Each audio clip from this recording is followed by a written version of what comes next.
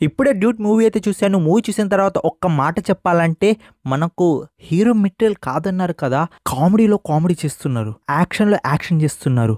And ఏడిపిస్తున్నారు కూడా అయ్యా! ఇంకేం కావాలి? నేను చెప్తున్నాను కదా! నిజంగా డ్యూట్ మూవీలో వచ్చేసి మనకు హీరోగా వచ్చేసి ప్రదీప్ రంగనాథన్ తప్ప ఎవ్వరిని కాస్ట్ చేయలేరు. ఎందుకంటే ఆ క్యారెక్టర్ లాంటిది. ఆ క్యారెక్టర్‌కి ఆయనే సూట్ అవుతారు.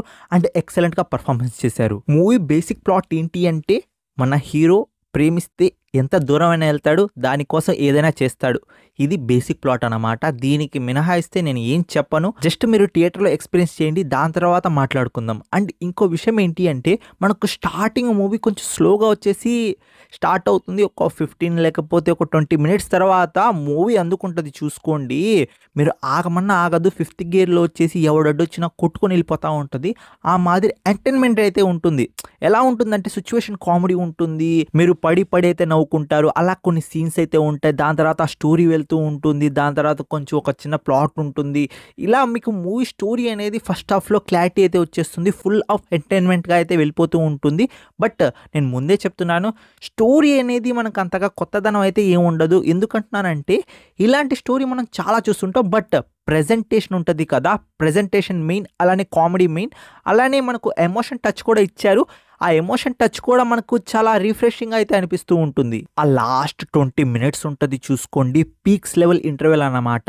ఇక్కడ మీకు ఆ క్యారెక్టర్స్‌తో కనెక్ట్ అవ్వడానికి ఆ ఇంటర్వెల్ బ్యాంక్‌కి అండ్ లాస్ట్ క్లైమాక్స్‌కి ఇదంతా మీకు కనెక్ట్ అవ్వడానికి ఒక చిన్న ప్లాట్ అయితే ఉండాలి. సో మనకు స్టోరీ అనేది స్టార్టింగ్ నుండి అయితే ఉండాలి. అంటే బేస్ నుండి వచ్చేసి మనకు స్టోరీ పర్ఫెక్ట్‌గా ఉంటే మనం ఆ క్యారెక్టర్స్‌తో కనెక్ట్ అవుతాం. అండ్ ఆ క్లైమాక్స్‌తో కన్విన్స్ అవుతాం. సేమ్ థింగ్ ఈ మూవీతో కూడా అయింది. అంటే మనకు స్టార్టింగ్ నుండి వాళ్ళిద్దరి మధ్య బాండింగ్ అదంతా మనకు చూపిస్తూ ఉంటారు. సో వీళ్ళిద్దరు ఫ్రెండ్స్ ఇలా చూపించుకుంటూ వస్తూ ఉంటారు. అక్కడి నుండి మన హీరో తీసుకునే డెసిషన్స్ అండ్ హీరోయిన్‌కి ఉన్న ఒక కాంప్లెక్సిటీ ఇదంతా మనకు తెలియాలంటే వాళ్ళిద్దరి మధ్య బాండింగ్ అయితే ఉండాలి కదా!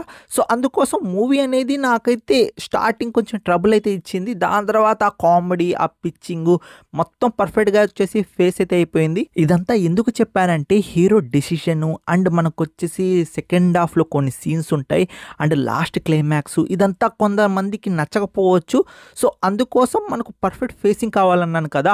ఆ పర్ఫెక్ట్ ఫేసింగ్ వల్లే మూవీ వచ్చేసి ఎక్సలెంట్‌గా అయితే వెళ్తూ ఉంటుంది. నా ఉద్దేశంలో వచ్చేసి మూవీ వచ్చేసి నాకైతే నచ్చింది. అండ్ కొంతమందికి ఈ మూవీ నచ్చకపోవచ్చేమో. అంటే ఫస్ట్ హాఫ్ మీకు చాలా బాగా అయితే నచ్చుతుంది. సెకండ్ హాఫ్ కొంచెం డౌన్ ఫీలింగ్ అయితే వస్తుంది. అండ్ మనకొచ్చేసి కొంచెం ఆ డ్రాగీనెస్ అండ్ లాస్ట్ క్లైమాక్స్ అంత కన్విన్సింగ్‌గా ఉండకపోవచ్చు.